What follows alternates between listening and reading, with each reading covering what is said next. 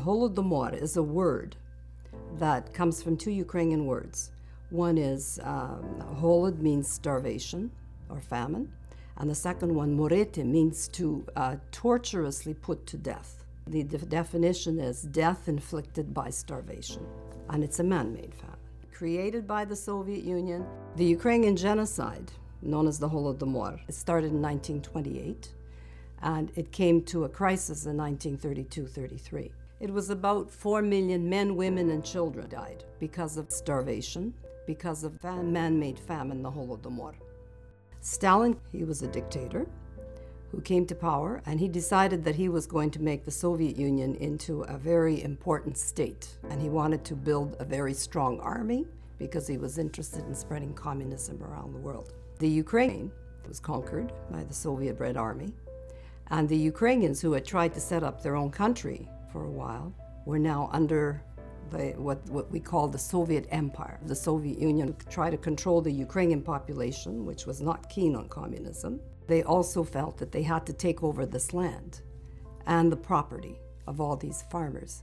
Now, it's not buying them out, it's a question of taking it. They had to take the grain away from the Ukrainian people and to ship it out overseas. They even took the seed grain, which is used for planting the new crop for the following year. They took away all the grain and all the reserves, so there was nothing to make bread out of. They took away all food, pumpkins, apples, anything that was edible.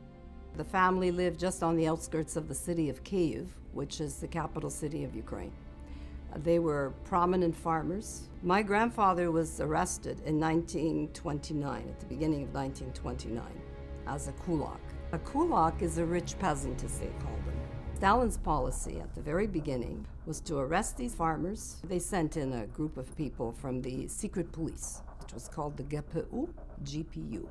They took him to prison. They just came and just took him forcibly, and he was put into the gulag. He died in 1937 in prison. My grandmother, who was still living in the house, the family home in the village, a group of people, again, from the GPU and maybe some locals, came in, and they threw her out of the house with just what she had on, 20 below, in January, and with her 5 children, because my father was not there at that time. They threw them out on the street, and they warned anybody who would help them that they would get the same kind of treatment. So some neighbor in the area did allow them to live in her barn for the winter. A little bit of everything they owned, the implements, the machinery, the livestock, their household items, their clothing, everything was going to be auctioned and given away. So they were just thrown out. They were garbage, basically the scum of the earth. It was being done on a massive scale. There were about 1.5 million people, men, women, and children, who were affected. Most of them ended up in Siberia, some were executed, and some went to the gulag. And my father, in 1930, was arrested as the son of a kulak. The gulag is a Soviet concentration camp, so they were the first ones to suffer. One of the things Stalin did was he brought in something called collectivization, which means that all private property that existed would now become state property owned by the government. And that meant that you had to dispossess or take away the farmers' land and everything they owned and make them into employees of the state and work on what is called a collective farm, a kolhosp, instead of having their own farms. For the Ukrainians, this was a complete disaster. The collective farm had to meet a grain quota. In other words, they had to produce so many bushels of wheat. Well, the quotas were so high that none of the collective farms could meet them. And because they didn't believe that there wasn't enough grain, or they felt the Ukrainian farmers had kept grain for themselves to feed themselves in the winter, they started going from household to household with these big steel rods, digging in the ground, looking for things, for grain. And if they found some, the farmer was arrested immediately, shot on the spot, or sent to the gulag. If a collective farm did not produce enough grain, they were labeled as being resistors. So they were blacklisted, and 1/3 of all the villages of Ukraine were blacklisted, which meant you got no supplies and you could not go anywhere to get any food. So that you were virtually surrounded by troops and you were left to die. Most of the people, when they were thrown out of their homes, if they had relatives somewhere else, they would go and try to live with them. Some of them tried to go to the cities. The Soviets passed a law that you had to have a passport to travel. You could not leave your village. And to buy a train ticket, you had to have a passport. This was like an internal passport that you have.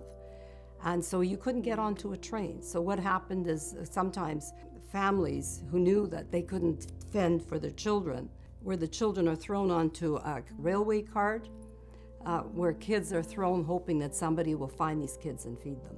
So the kids became orphans, running around the cities looking for food. People who did end up in the cities were begging on the streets, and they were usually arrested and sent back to where they came from or anywhere outside the cities. In 1933, there were bodies all over the streets in the cities as well. And the people in the cities found it difficult to help because they themselves were on rations for food. There were lots of people starving and dying. There was even cannibalism, as you can well imagine. It takes about, they say, between 3 to 4 months for a person to die of starvation. So that's a very torturous death. It's a horrendous way to die. It's easier to be killed with a bullet. My mother's family lived in a small city in Ukraine. They also had a distillery in the city. A distillery requires grain to make alcohol. For this distillery, they had enough grain. My grandmother, she said there were mounds and mounds of grain, guys with guns standing around to make sure that none of the hungry people could get to this grain. She said that at the end of the fermentation process, when there was the leftovers, the chaff from the grain was thrown into a huge, huge pit. And she said people lined the outlines of this pit. She says some of them fell into it and drowned. She would walk to that pit. She would fill the pit with the garbage that was there. She would bring it home. She would wash it. She would grind it. She would dry it. And she would make some kind of bread out of that. That's one of the reasons why they survived. The world was basically silent. The journalists were stationed in Moscow, which is quite a distance away. They were not supposed to be traveling. They were told not to leave. But some of them did dare to do it. And some of them went through Ukraine. And they saw with their own eyes what was happening. Others played along with the Soviet authorities. Walter Duranty, for example, of the New York Times, who basically said that there really is no famine. There is malnutrition, and there is some people are hungry, but it's not a starvation. He said that for the New York Times, and he won the Pulitzer Prize. But there were others who did dare. Malcolm Muggeridge was one, from the Manchester Guardian, a Brit. And there was a Canadian, Rhea Kleiman, who was a Canadian journalist. She was Jewish. She went on a car tour with another American, and they saw these things and they wrote about them. But very few people wanted to do anything. What are you going to do about it? It's an internal problem of the Soviet Union. Canada was the first Western country to acknowledge the Holodomor as a genocide. It's important for students to see that there is a process in how a genocide is conducted. It starts off with your first thing like bullying against one individual, one little group. It escalates to a larger group. Eventually the government gets involved. And if you have the government involved in doing that and dehumanizing a segment of the population, you'll find that it becomes a complete catastrophe, and that's how things happen. And it can happen to you if you sit and do nothing about it. Heroism means that you take a stand, even when nobody else is willing to support you, but you decide that you're going to do the right thing.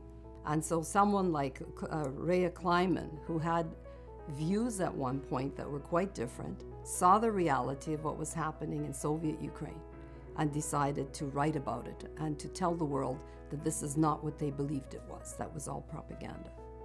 And the same thing with the farmer, with the farmer who actually let my grandmother in with her small brood of children into his barn so that they could survive for the winter, and probably fed them to some extent with whatever meager supplies they had, that decided that this woman has done nothing to get this kind of treatment, and she's a human being. She needs to be helped. We see changes in the world. We see changes in what's happening in Europe. We see changes even in the United States. And we know that things can happen overnight. A political system can change, a person can change, and even the democracy that we have can be in danger. We have to speak out. We can't be quiet bystanders. Overnight, we can lose what we have.